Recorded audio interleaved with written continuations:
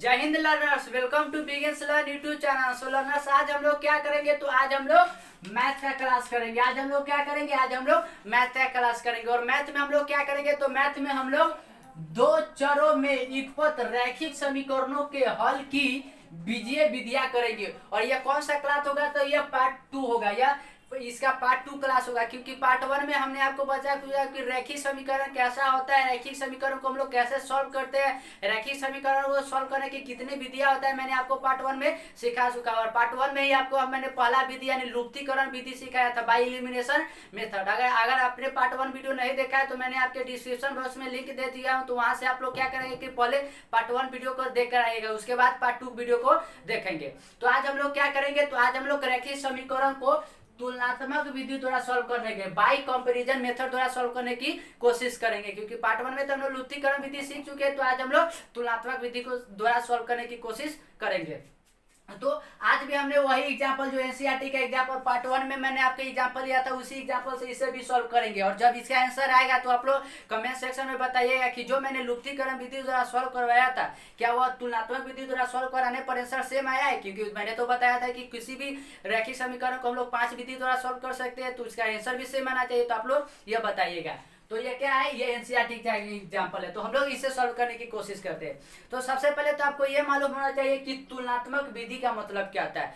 तुलना करने का मतलब क्या होता है कि हम लोग किसी भी दो व्यक्ति, जैसे कि अगर कोई बैटल होता है उसमें क्या होता है कि दो व्यक्ति का तुलना होता है, कोई तराजू होता है तो दोनों व्यक्ति के क्या होता है कि दोनों तरफ का तुलना होता है। तो उसी तरह से हम लोग इन दोनों समीकरण, पहले तो हम लोग क्या करते हैं कि पहले यानी जो 3x + 4y = 18 है, इसे हम लोग समीकरण 1 मान लेते हैं। इसे हम लोग समीकरण 1 मान लेते हैं। और दूसरा जो है 7x - 2y = 8 है, इसे हम लोग समीकरण 2 मान लेते हैं। और इन दोनों की सहायता से हम लोग पहले क्या करेंगे कि तुलना तो हमें करना है, तो हम लोग क्या करेंगे कि x या y का दोनों से मान निकालेंगे और दोनों का हम लोग क्या करेंगे कि तुलना करेंगे। तो हम लोग क्या करते हैं कि हम लोग y का मान निकाल लेते हैं, क्योंकि प्लस माइनस में है तो हमें निकालने में इजीली होगा। तो हम लोग क्या करते हैं कि पहले समीकरण को हम लिखते हैं, पहले से हम लोग y का मान निकालते हैं। तो पहला जो दिया हुआ है 3x + 4y = 18। तो यहाँ से हमें y का मान निकालना है। तो हम लोग क्या करेंगे कि 3x को उस तरफ ले जाएंगे, तो ये हो जाएगा 4y हो जाएगा 18 - 3x। और यहाँ से हमें y का मान निकालना है, तो y हो जाएगा 18 - 3x बटा में 4 हो जाएगा। ये हमें y का मान निकल गया। तो इसे हम लोग समीकरण 3 मान लेते हैं, क्योंकि पहले वाले को हमने पहला और दूसरा माना है, तो इसे हम लोग तीसरा मान लेते हैं। और फिर क्या करते हैं कि समीकरण 2 से y का मान निकालते हैं। तो 2 से निकालेंगे तो पहले लिख लेते हैं। तो यह है 7x - 2y = 8। यहाँ से हमें y का मान निकालना है, तो हम लोग क्या करते हैं, ये जो -2y उसे उस तरफ और इसे इस तरफ ले जाते हैं। तो ये हो जाएगा 7x, यहाँ प्लस है तो इस तरफ आएगा तो कितना माइनस में चला आएगा, तो ये हो जाएगा 7x - 8। और ये माइनस में तो उस तरफ जाएगा, तो ये हो जाएगा +2y। और हमें यहाँ से y का मान चाहिए, तो y का मान कैसे निकलेगा? ये हो जाएगा y = 7x - 8 बटा में 2 हो जाएगा। मैंने क्या किया कि यहाँ से जो 2 था गुना में, इसे हमने भाग में बैठा दिया और y का मान यहाँ से निकाला। इसे हम लोग समीकरण क्या मानते हैं? 4 मानते हैं। इसे 3 माना था, इसे हमने 4 मान लिया। तो अब हम लोग क्या करते हैं कि इसे सॉल्व करते हैं। हमें क्या करना है कि तुलनात्मक यानी दोनों की तुलना करना है। तो हम लोग समीकरण 3 और समीकरण 4 को दोनों का तुलना करते हैं। तो तुलना कैसे करेंगे? दोनों का हम लोग मान रखते हैं। तो तुलना कैसे होगा? ये हो जाएगा 18 - 3x बटा में 4 = तुलना मतलब क्या है? बराबर करना, तो बराबर करते हैं। और 7x - 8 बटा में हो जाएगा 2। इन दोनों का हमें तुलना करना है। सबसे पहले अगर आप लोग देख सकते हैं तो ये हो जाएगा 2 से 4 कितने दफा जाएगा? 2 दफा। तो ये 2 दफा चला गया। और हम लोग जानते हैं क्रॉस मल्टीप्लीकेशन क्या होता है? यह यहाँ से यहाँ गुना होता है, या इसका इससे गुना होता है। तो ये 2 से इसमें होगा और यहाँ सिर्फ 1 बचा हुआ है, तो 1 से इसमें गुना होगा। तो हम लोग करते हैं, ये हो जाएगा 18 - 3x = 2 से यहाँ पर मल्टीप्लाई हो जाएगा। तो ये हो जाएगा 2 × 7x - 8। और यहाँ से 18 - 3x, इसे हमें वैसे ही रहने देते हैं और इससे गुना करेंगे। तो ये हो जाएगा 7 दूना 14x माइनस ये हो जाएगा 8 दूना 16 -16x हो जाएगा, 16 हो जाएगा। और यहाँ से हमें क्या चाहिए? x का मान चाहिए। x का मान के लिए हम लोग सॉल्व करें, तो इसे क्या करेंगे? जो माइनस यहाँ पर 3x है उसे हम लोग उस तरफ ले जाएंगे, और यहाँ पर जो -16 है उसे हम लोग इस तरफ ले जाएंगे। तो ये हो जाएगा 18, यहाँ पर माइनस में तो यहाँ पर आ जाएगा +16 हो जाएगा। और यह जो है -3x उस तरफ जाएगा, तो यह भी हो जाएगा +3x हो जाएगा। और ये 18 और 16 कितना हो जाएगा? तो ये हो जाएगा 34।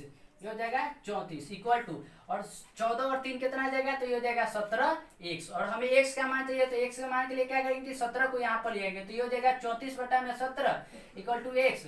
और 17 से 34 कितने दफा जाता है, तो 2 दफा। तो हमें x का जो फाइनली मान मिल जाएगा वो मिल जाएगा 2। तो हमें x का मान मिल गया है कितना, तो 2।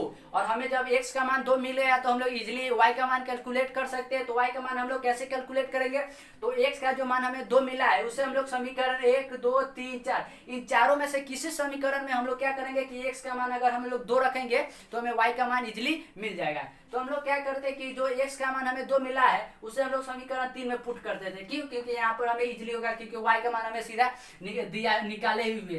तो हम लोग यहाँ पर इसको लिखते हैं। तो हम लोग x का मान क्या है 2, तो इसे हम लोग इसमें पुट करेंगे। तो पहले लिख लेते हैं y इक्वल टू है 18 माइनस 3x बटा में 4। और हमें x का मान कितना रखना है, तो 2। तो ये हो जाएगा 18 माइनस 3 इंटू 2, क्योंकि x का जो मान हमने निकाला है वो 2 है, तो 2 हो जाएगा। और बटा में कितना हो जाएगा, तो बटा में हो जाएगा 4। और ये हो जाएगा 18 का 18 लिख देते हैं, और ये हो जाएगा 3 दूना 6, और बटा में 4 का 4 रहने देते हैं। और ये 18 में से 6 जाएगा तो कितना बचेगा, 18 में से 6 जाएगा तो 12। 12 बटा में, और बटा में क्या है, तो 4, तो 4। और 12 से 4 कितने दफा जाएगा, तो 3 दफा। तो हमें y का मान क्या मिल गया, हमें y का जो मान मिल गया वो फाइनल मिल गया 3। तो हमें y का मान कितना मिल गया, 3। x का मान 2 और y का मान 3। तो हम लोग पहले लिख लेते हैं। तो यह x का मान मिल गया फाइनली 2 और y का मान मिल गया 3। और यही हम लोगों का फाइनल जो होगा ये आंसर हो जाएगा। हम लोगों का फाइनली आंसर क्या हो जाएगा कि x का मान 2 और y का मान 3। तो आप लोगों को अब क्या करना है कि आप लोगों को बताना है कि जो मैंने लुप्तीकरण विधि द्वारा इस दोनों को सॉल्व किया था, तो क्या जो मान मिला था क्या वो x इक्वल टू 2 और y इक्वल टू 3 ही था, आप लोगों को ये बताना है। और जैसे कि मैंने पार्ट 1 वीडियो में आपको एक क्वेश्चन दिया था सॉल्व करने के लिए, तो बहुत बच्चों ने आंसर दिया था और बहुत बच्चों ने नहीं दिया था। तो आप लोग जो उसमें नहीं दिया था उन लोगों को भी इसका देना है। तो मैं क्वेश्चन लिख देता हूँ, उसके आप लोगों को आंसर देना है। तो आई होप आप लोग समझ चुके होंगे तो हम लोग तुलनात्मक विधि द्वारा बाय कंपैरिजन मेथड द्वारा कैसे सॉल्व करते हैं। तो हमें जो इन दोनों को सॉल्व करने पर मिला है वो मिला है x इक्वल टू 2 और y इक्वल टू 3। तो आप लोगों को जो होमवर्क घर से जो करके इसका जो आंसर आप लोगों को कमेंट सेक्शन में बताना है वो क्वेश्चन है 2x plus 3y equal to 19 and जो दूसरा है वो है 3x plus 4y equal to 26। तो आप लोग कैसे करेंगे कि जैसे मैंने इन दोनों को समीकरण 1 और 2 माना था वैसे ही आप लोग समीकरण 1 और 2 मानेंगे, और यहाँ से x या y दोनों का मान निकालेंगे। दोनों का मतलब किसी x या y का मान किसी दोनों का निकालेंगे, दोनों समीकरण से दोनों का कंपेयर करेंगे, और वैसे करके आप लोग x और y का मान निकाल लीजिएगा। और इसका आंसर आप लोग जरूर बताइएगा कमेंट सेक्शन में। और आप लोगों का यह वीडियो कैसा लगा ये भी साथ में तो इसका आप लोग सॉल्व करके इसका आंसर आप लोग कमेंट सेक्शन में बताइए किस विधि द्वारा, तो तुलनात्मक विधि द्वारा। और इसका जो नेक्स्ट विधि है उससे आप लोग अगर जल्द से जल्द वीडियो चाहते हो तो आप लोग क्या करेंगे कि चैनल को सब्सक्राइब कर लेंगे और साथ ही साथ बेल आइकन को ऑन कर लेंगे। ऐसे वीडियो के लिए आप लोग चैनल को सब्सक्राइब कर ले। जय हिंद।